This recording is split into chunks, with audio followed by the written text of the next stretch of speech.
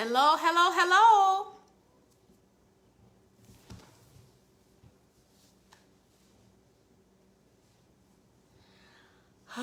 Well, I'm going to wait a minute or two before we get started.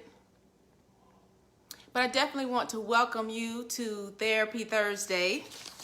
I am your emotional coach, Melanie Ivey, and I'm excited about this opportunity again to share some tips with you about recognizing depression during the pandemic and ways to cope during the pandemic. So this topic is something that I'm sure all of us have experienced during this time frame. It's something that shouldn't be something that you're afraid of if you experience during this time frame. So I wanted to be in a position where I could actually share with you some ways that you can recognize if you are suffering from depression, and then give you some tips on how you can cope with depression. So I want to welcome everybody, and I'm excited about this opportunity. So I don't want to delay because we only have 15 minutes is what I'm going to try really hard to stay within my 15 minutes today. I have a tendency, if I'm passionate about something, to go over time. So let's get started. So again, we're talking about recognizing depression during the pandemic and ways to cope.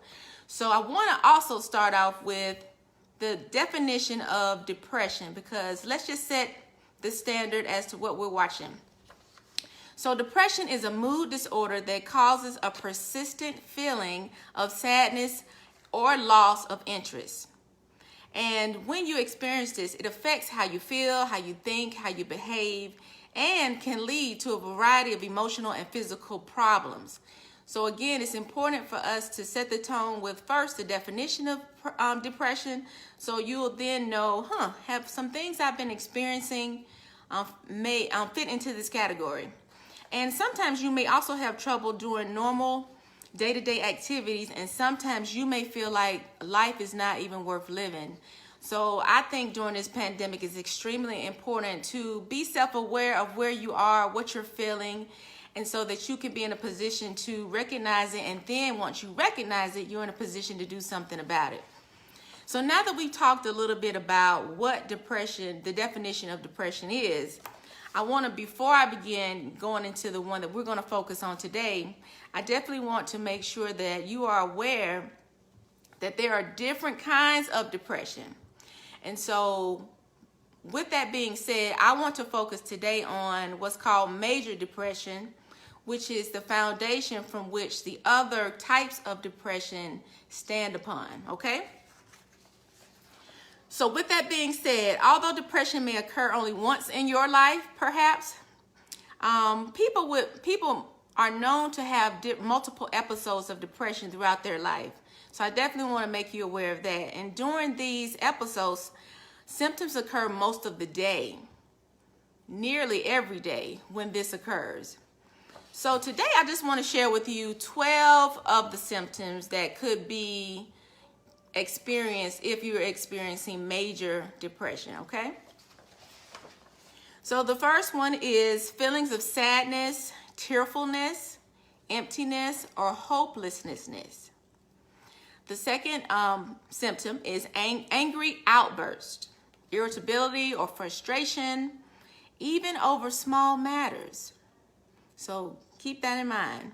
Another symptom you may experience is a loss of interest or pleasure in most or all of your normal activities, such as sex, hobbies, or sports, just to name a few.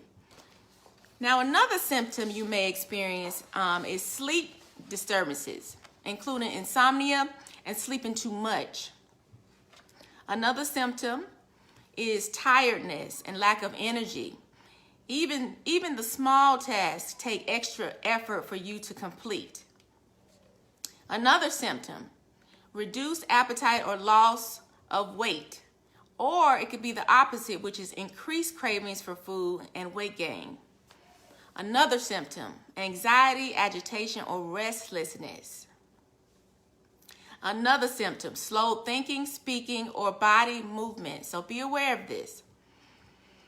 Another symptom, feelings of worthlessness or guilt. Fixated on past failures or self-blame. Another symptom to be aware of is trouble thinking, concentrating, making decisions, or remembering things. 2 more symptoms. Frequent or recurrent thoughts of death, suicidal thoughts, or actually suicide attempts is another symptom of major depression. And the last one I want to share with you today is unexplained physical problems such as back pain or headaches. So again, if you're just joining, make sure you take this list of 12 symptoms that are apparent when you are experiencing major depression. And again, that's when your you experience this all day for several days when this occurs. Now that we've talked about some of the symptoms, I want to dive into some of the ways that you can actually boost your level of positive energy if you are experiencing some of these things. And this is outside of course, the therapy help and the actual medical help that you could get if you're experiencing or someone in your vicinity may be experiencing. But I just want to share some things that you can try before you say, oh my gosh, I got to go the medical route, okay? So the first one is to exercise. Exercise, we hear this all the time, but there's a physical and psychological well-being. Both of those are closely connected. So again, your physical and your psychological well-being are closely connected. So that means when your body feels good, so does your mind. And when you think of exercise, some people automatically start getting stressed out because, oh my gosh, I got to exercise. A lot of people are sedentary, so you sit a lot doing work. We're sitting a lot at home right now. And so we already know about the normal ways of getting exercise. We don't have a gym at this point, and I hope that you don't go to the gym if you're in Georgia, because I need you to care about your life a little bit more right now. So in lieu of not being able to go to the gym, I want to propose a different way. We don't have to make exercise so stressful. And so one thing you could do, what about dancing? I know all of us have songs that we enjoy and they make us move our body a little bit, right? So if that's the case, that can actually be your form of exercise. It's all about boosting your mood to be more positive. So you can incorporate listening to your favorite songs, maybe 5 minutes or so, and you can dance or move your body a little bit, and that can equate to some level of exercise, okay? The second thing that you can do to boost your mood into a positive state is meditation. Now, meditation, we've mentioned this for the last 5 weeks, and it's important because, and we even have Callie who does meditations on Wednesdays, and that's just how important it is. When you meditate, our brain switches to a more relaxed mode. And so I want to talk to you a little bit about here. We have a sympathetic nervous system and we have a parasympathetic nervous system too. Now, the sympathetic nervous system is the state that most of us stay in most of the time. And that's the fight or flight kind of state. We're always under some type of stress mode. And the goal is to focus on the parasympathetic nervous system, and that is because that's responsible for your rest and your digest activities, which is why it's so important for you to do some type of meditation or some kind of way that you can calm yourself. And meditation is just the easiest way. It doesn't have to be long and drawn out, but whatever it takes, you can listen to music that's calming to you. You can take deep breaths, as we've shared on this Daily Bread for the last 4 weeks. You can do lots of little things to just incorporate some type of meditation to help you during this period of time that we're in with this pandemic, okay? The third thing that you can do to boost your mood to a positive place is to talk to someone in therapy. I know Pam has been on here and she shared that awesome advice, and it's really important. So I would encourage you to go back to that video if you need the actual specific people she mentioned, and places and sites that you can actually incorporate, finding someone that you can talk your feelings through, because it often helps to actually have someone on the outside look at your patterns of thinking, because your thinking leads to your beliefs, which leads to your actions. All of those are intertwined. So it's very important that you are in a position where you can analyze those things and then clear out what should not be there or is putting you in a position to be in a state of depression, okay? And when it comes to therapists, you don't have to take the first one that you meet. It could make sure that person feels comfortable to you. So if you have to interview a few of them just to get a feel for if their energy matches yours, do so. Don't feel obligated to take the first one, but make sure whoever that is that becomes your therapist fits your needs so that you can truly relax and be honest and vulnerable with that person, okay? Number 4, the fourth way that you can work to move your boost your mood, should I say, to a positive place is getting enough sleep. Some people need more sleep, some people need less sleep, but the golden standard is 8 hours. And when you're rested, everything feels better. But research shows that there is a connection between depression prevention and a good night's sleep. So I would encourage you to really make sure that you can get a good night's sleep, okay? The 5th way that you can move your mood up to a positive place is sunshine and fresh air. I know. You're like, well, is it really that simple? That's one of the ways you really can boost your mood. Taking some time in the sun or taking a walk in the forest. I don't know if any of us are near forests, but if you can walk in your neighborhood, it really can make you feel better. And our bodies really need the sunlight to create vitamin D, because you'll learn a little later, if you have a deficiency in vitamin D, that also is a culprit in increasing your chance of being depressed. So again, if you can get out for 15 to 20 minutes, just sit on your porch or walk for 20 minutes in the sunlight, it's very important that we utilize our sunny days to help ourselves from being in a position to be more susceptible to being depressed, okay? Number 6 way that you can actually move your mood to a positive place is to eat a healthy diet. We hear lots about this, but there's a lot of evidence that shows that what you eat affects how you feel, and that's true. It's extremely true. Your diet can alter your metabolism, and it also can alter your brain chemistry. And ultimately, that leads to you having different or lower energy levels and moods. So it's important what you put in your body. So make sure you consume, especially during this pandemic, more whole grains, fruits, vegetables. And when I say vegetables, I'm going to specifically say cruciferous vegetables. If you don't know what that is, it's dark leafy green vegetables. And you can look it up on Google to get the specific ones that fall under the cruciferous vegetables category. Also, of course, get healthy fats and proteins in your diet. So make sure your diet is more whole food based during this time, especially so that you are in a position where you can truly control your mood and make sure that you don't get into that state to be depressed, okay? Number 7. This is the 7th one where you can do what you can do to boost your mood to a positive place. Cleanse your body. Now, I know you're thinking, Melanie, cleanse my body. I do take a bath every day. Oh, well, I'm hoping that you are, even though we're all stuck in the house. However, I'm talking about detoxing.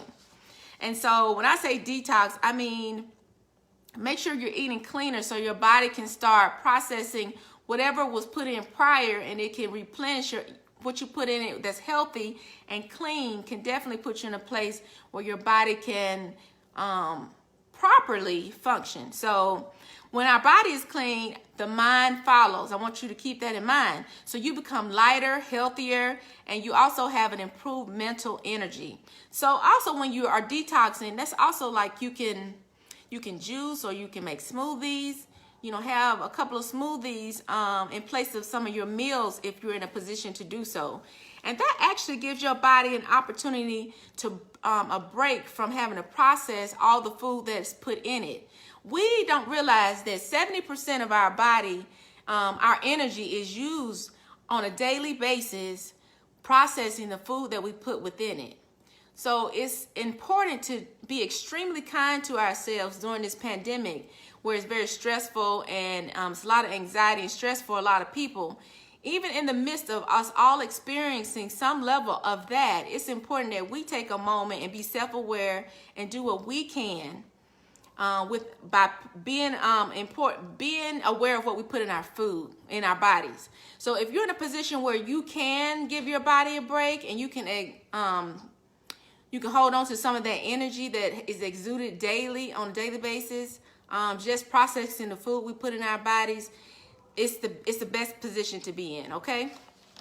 All right, last but not least, as far as ways that you can boost your mood to a positive place, is to clear away clutter. I just wanted to mention that. A lot of times, actually, I'm gonna ask you a question. Have you ever noticed how much better you feel after you've cleaned off an area, a room, a countertop, or just a box of stuff that's just been holding all this stuff in it? Well, that is very powerful because dusting and getting rid of junk can be extremely therapeutic.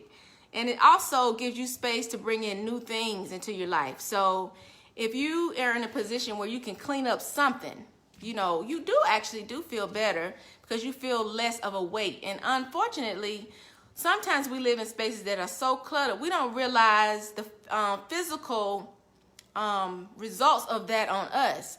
We have thoughts in our minds about, man, I really need to clean that up. And it can manifest itself physically. So if you're in a position where you can clean up just a little bit, you'll be surprised how that boosts your mood to a positive place. The last thing I want to share with you are a couple of things that you should think about when it comes to your diet. These are some of the best foods that can boost your mood. So number one is omega-3. And that's because it's full of the healthy benefits, improving your concentration levels, and it can help you maintain a healthy mindset, okay? And scientists have reported that a body that's deficient in omega-3 is linked to depression. So we definitely can do our part to keep ourselves from being in that position. And I'm gonna give you some examples of foods rich in omega-3. Oily fishes such as salmon, herring, mackerel, and halibut are some of the fishes that you can consider putting in your diet, especially during this pandemic. And some other sources for omega-3 are flax seeds, walnuts, and again, the dark leafy greens, cruciferous vegetables, okay? Also, I want to share that vitamin C is very important during this time because it's not just a cold buster, but it's also known for helping you with depression. The last two I want to share are extremely important as well. It's extremely important that you intake a vitamin B12 and vitamin D3 with K2 every single day. Now, the vitamin D3, especially if you don't like going outside and you don't want to get the sunlight every day, to give your body a chance to create its own vitamin D. If you don't like that, go to the store and specifically look for vitamin B12 and D3 with K2. Now, nobody's endorsing me for this, but I'm gonna show you what I take every day.